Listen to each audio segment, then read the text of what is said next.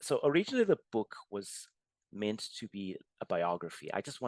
So initially I wanted to write a simple biography. Um, but then I started doing some research. So I started doing some research, and along the way, I felt like, okay, maybe I could do more than just do a biography. Maybe I can tell my story, but at the same time, I can intertwine many other stories of, you know, of my family, uh, of other families that I knew of, and stories I heard as a child, and as a young adult. And then at the same time, I felt like also too, I could also give a history lesson. Uh, Lovely. I could give a history lesson.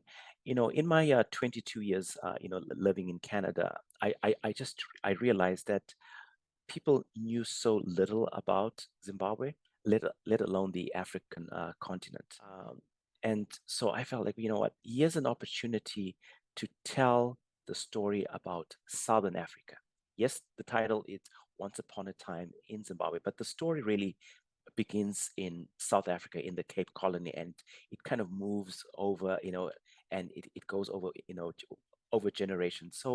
Uh, so I had to do quite a lot of research on that. I had to visit, I had to visit places just to kind of get in there and into that headspace and reimagine. Because at the same time, in as much as it's a fictional novel, it's a historical fiction, but there's a lot of historical fact, and I had to make sure that I was truthful, and I had done adequate research. Now, I'm not saying that there's no error, there's no errors or biases, but I hope it was minimal because I really put in a lot of research. I bought many books. I think I think with the amount of money I spent on some of the books, I think I could do some major repairs on my car. And Yeah. like at the beginning of writing the book, so I was very pumped, very excited about writing this whole biography. uh, and at the time, for whatever reason, I was excited about the Rhodesian Civil War. Now some people Yes. say the Rhodesian Bush War, I call it a Rhodesian Civil War, right? I Like, there were stories there. My dad, my late dad, who passed on last year, he served uh, in the Rhodesian forces, um, Yes. under conscription. So they were. I really wanted to get into those stories, but then something said to me, no, no, no, no, no. To protect yourself, you and if you want to make the story rich, you Hmm. probably have to uh, make this fictional. So I was Yes. like, so I'm like, okay. And so when I started to make it fictional, I suffered a writer's block, because intuitively you always think of how you think of something, and then you went write, okay, Yeah. this happened, like you write as you think.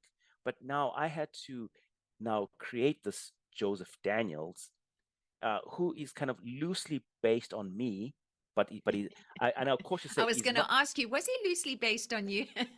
Yes and no. Yeah. So Joseph Daniel is partly me, but again, there's many parts of him that are not. So Mhm. he's this whole composite person.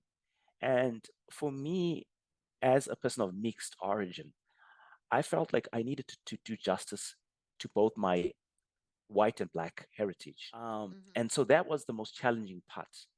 If anyone that is listening that really, first of all, loves to read about people's life stories, Mhm, even although this is fiction, but there are these other stories that have been intertwined, and there is also this historical journey and mhm. information share that. And like I Yeah. said, I've got like 8 hours of reading time, it tells me on my Kindle. And I'm like, well, I don't want to finish this because then I have to find something else to read. And I'm really enjoying this. So